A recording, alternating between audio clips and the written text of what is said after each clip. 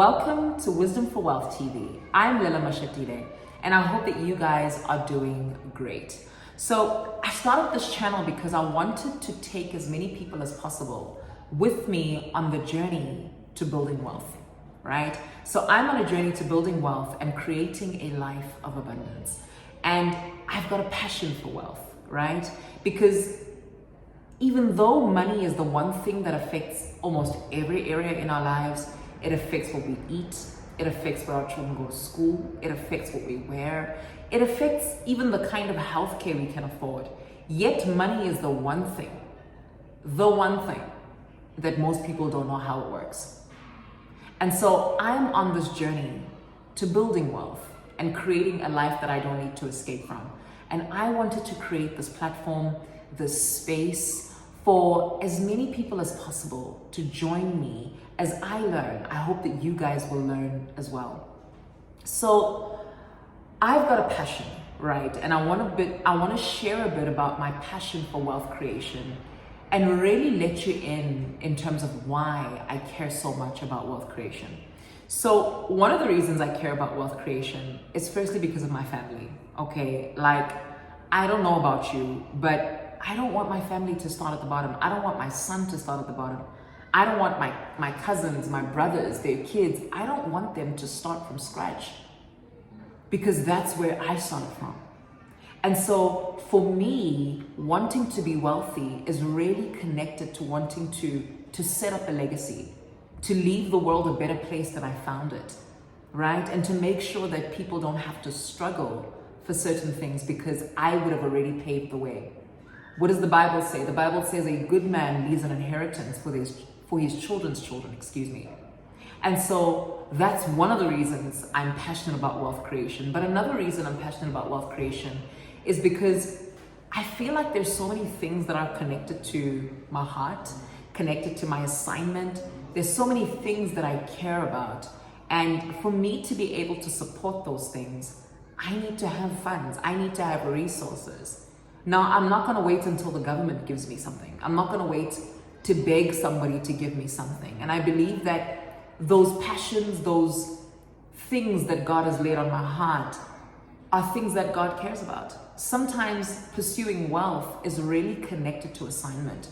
It's really connected to us being able to forward the causes that truly matter. It's about making the world a better place. And it's very difficult to do that kind of work if you don't have wealth. And so I genuinely care about wealth creation because I believe that even though wealth is such an important topic, it's like the world's best secret, right? Best kept secret. It's like this thing that people don't want to talk about. There's this shyness around money. There's this shame around money. And it's like, if this thing is so important that it affects almost everything, we need to speak about it. It's already enough that we go to school for so long and nobody tells us about money. Nobody tells us what to do with money. At best, you're gonna be told to go to school, get a good job, get the degree, right? Get paid. But no one is gonna tell you what to do with the money.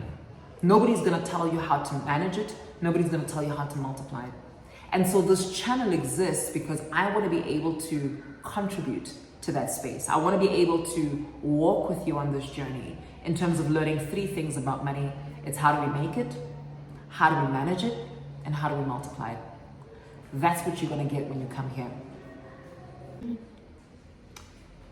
So now, before I continue, I want to tell you a little bit more about me so that you know who I am, because we haven't officially met. But so, like I said, I'm Lelo. I didn't come from a rich family. I actually was born and raised in Alexandra Township. So I came from an ordinary home with 2 parents, raised by, a multitude of people. You know what they say, guys, like, it takes a village to raise a child. So I would say I was raised by different people at different points in my life, but one thing I can comfortably say is that I didn't quite have an example of what it looks like to build wealth, right? And you know, growing up in Alex, going to schools in the northern suburbs, you already are getting teased for, firstly, I'm Tonga, okay? So you're already getting teased for being Mchangani, right? And you also are getting teased for the fact that you come from Alex, right? So everybody knows Alex is not the richest place.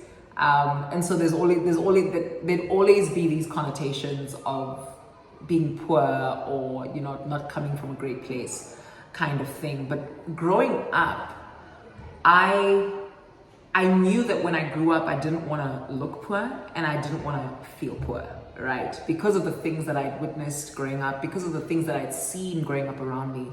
I hadn't seen anybody build wealth, but I knew that I didn't want to be poor and I knew that I didn't want to look poor, okay? So naturally, I took what the normal route is, what we're all are told: go to school, right? Get good grades, get a good degree, get a good job. It must pay you well, and life is good. You are well off, you're fine.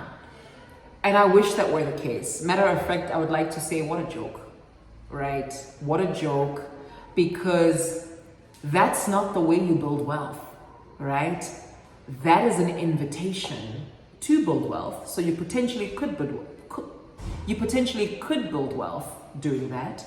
But oftentimes, if you're not aware and you're not financially astute, that is an invitation to a middle class rat race, right? And you guys know what a middle class rat race is, right? Like, it's when you work hard, you earn money, you buy stuff that you can't afford on credit, and now you have to work to maintain and to sustain the lifestyle that you've built, right? And it's like you're working to pay bills. That is the middle class rat race. It's like you're working to pay bills. You know, that's the part of the economy that is most heavily indebted and also heavily taxed, right? So I would say that is the backbone of the economy. It is the middle class, right? And you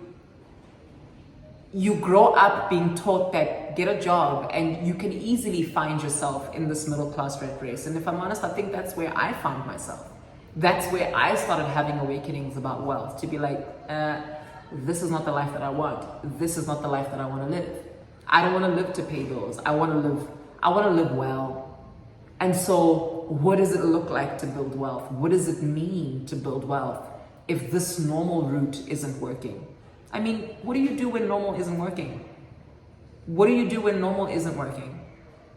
So that's a little bit about me. But, you know, also growing up, one of the statements, my brothers and I were just reflecting on this the other day, is that you'd often hear things like, I'll do it for you at the end of the month, right? Or you hear things like, I'll buy it for you once I'm out of debt, right? In Tonga, they would say it like this: my brothers and I were reflecting on it the other day. We hated that statement, right? Because, and I think now that I'm older, now that I'm reflecting on this wealth journey and this money journey, it's really because that statement, those statements about buying things at the end of the month or when I'm out of debt, are really telling you a lot more about a person's finances, right? They're telling you where a person is financially. And it's either the person is saying, I'm living from paycheck to paycheck, or the person is saying, I am so stretched financially that there's no space for anything extra. So I can only do it either at the end of the month or when I'm out of debt. The problem though is that the debt never finished. So we were raised in circles where this is what we saw.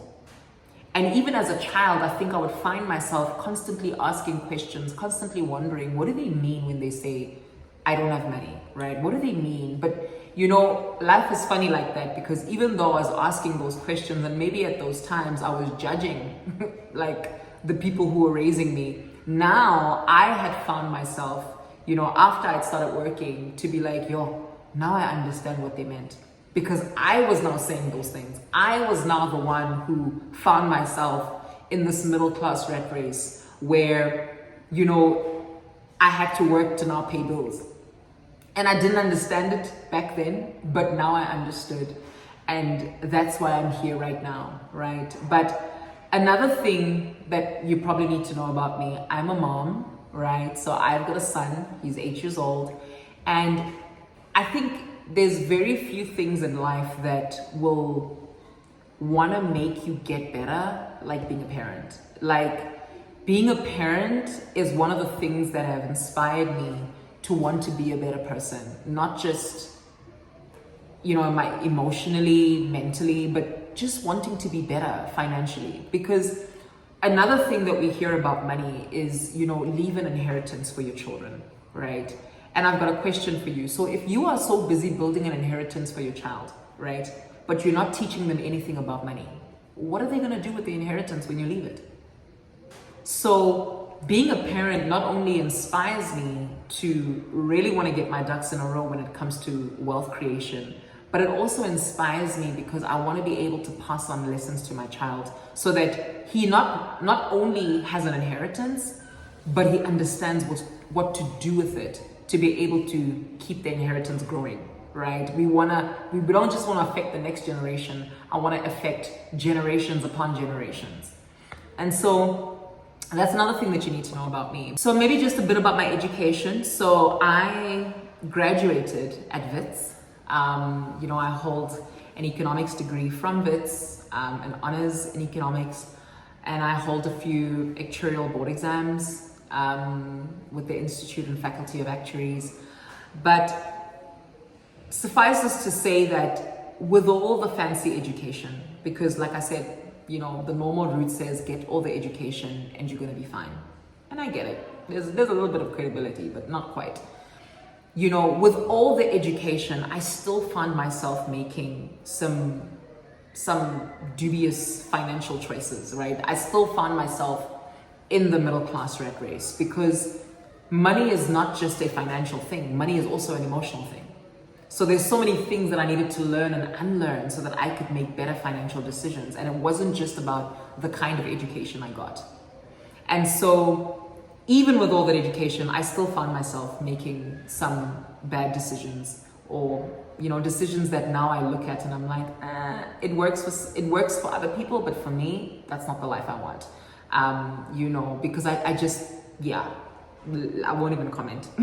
I won't even comment. So with all of that you briefly now know about me, I am at a place in my life right now where I'm really re-looking at my finances, really re-looking at how I want to build a life that doesn't only just look good, but a life that feels good. I don't just want the symbols of success. I don't just want the house and the car. I want to be well. I want to create a life that I don't want to wake up and escape from, right? When I take a vacation, I want to take a vacation because that's what I really want, not because I'm trying to escape from a life I don't like. So I'm at a place where I am not only relearning certain things about how to make money, but I'm also relearning things about how to manage it, but also how to multiply it. And so I created this space because I wanted to document and share this with other people, because I feel like people wait until they're gurus and they've arrived to write a book or to share. And I think that's great. But I think there's certain things that happen in the course of the journey that if you will allow people to see, you can take a lot more people with you on the journey, right? You can answer some questions on the journey. You can have a sense of community in the journey. So if you find yourself in the middle class rat race, if you find yourself in a place where you want to do things a bit differently financially, especially because it's the start of the new year, if you find yourself where you're just maybe starting out in your career and you want to do things well, but you, like me, have never seen anybody build wealth, join me, right? Let's go together on this journey. Let's learn together and let's grow together. But for some of you that do know me from other platforms, I do own a podcast. So I've been on this journey for quite some time. But I do own a podcast called the Wisdom for Wealth podcast, and you'll start seeing videos on this YouTube channel, but you'll also be able to listen to past and previous episodes anywhere where podcasts are listened to. Apple Podcasts, Spotify, Google Podcasts, whatever. You'll be able to find the previous seasons. But as of season 3, you can expect to find it on this platform. But also you can expect to see a lot more videos from me. You can expect some book reviews. We will read some finance books together, you know, and I'll give you a review and I'll tell you what I think. I'll also just share some tips that I've learned that have helped me get better financially. But I'll also just come on here, hop on, do a Q&A, allow you to ask questions. But I hope that you guys will be able to engage with me. You'll be able to journey with me, because I'm not positioning myself as a person who's arrived, because that's not the truth. I haven't arrived, but I am a person that's on the journey. I am a person that's been on the journey for some time. There's certain things that I've learned, and I don't want to wait until I've arrived to be able to share them with you. And so I hope that you guys have enjoyed this introductory video, that you know a little bit more about me. You know, you can just give me some comments, like, subscribe, share, and hit the bell so that you get notifications for every video. And yeah, I'll see you guys next week. Thank you for everything. I don't know what else to say.